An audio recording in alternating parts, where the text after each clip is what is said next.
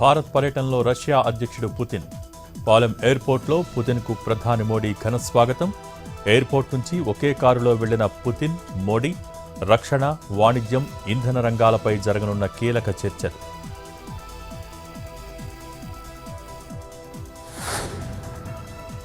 కాళేశ్వరం కడితే 3 ఏళ్లలో కూలేశ్వరం అయిందన్న సీఎం రేవంత్. ప్రజల సొమ్ము తిన్నవాడు ఎవడూ బాగుపడడని ఎద్దేవా. ఆ కుటుంబంలో పైసల పంచాయతీ నడుస్తోందన్న ముఖ్యమంత్రి.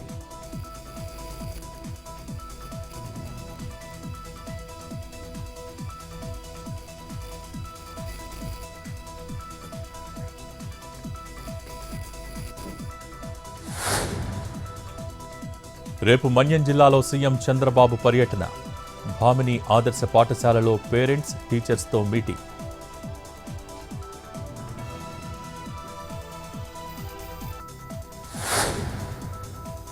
సీఎం రేవంత్పై ఆదిలాబాద్ ఎమ్మెల్యే పాయల్ శంకర్ ప్రశంసలు.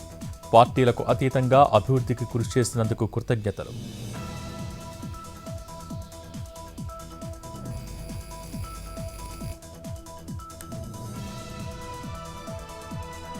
వికారాబాద్ జిల్లా కోకట్ గ్రామ పరిసరాల్లో ఉన్న కాగ్నా బ్రిడ్జి నది వద్ద గంగా హారతి. దీపాలు వెలిగించి హారతిని వీక్షించిన భక్తులు.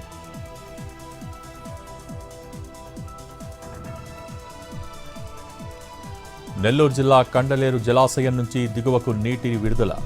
ఎప్పటికప్పుడు నీటి ప్రవాహాన్ని అంచనా వేస్తూ డ్యాం వద్ద భద్రతాపరమైన చర్యలు తీసుకుంటున్నామన్న అధికారులు.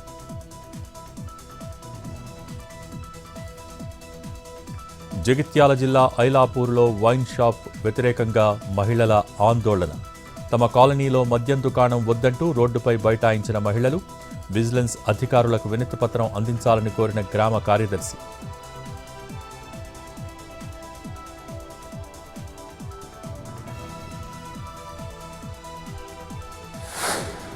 భూ రికార్డుల ఏడీ శ్రీనివాసుల వద్ద భారీగా అక్రమాస్తులు. 100 కోట్లకు పైగా అక్రమాస్తులు గుర్తించిన ఏసీబీ. హైదరాబాద్లోని ఒక ఖరీదైన అపార్ట్మెంట్లో ఫ్లాట్, షెల్ కంపెనీల పేరుతో పలుచోట్ల వ్యాపారాలు.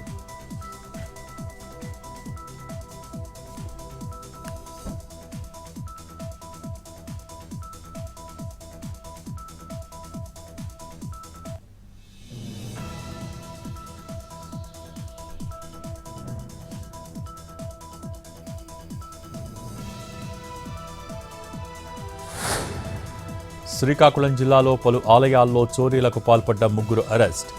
నిందితుల నుంచి 1,50,000 విలువైన వెండి, ఇత్తడి సామాన్లతో పాటు నగదు రికవరీ.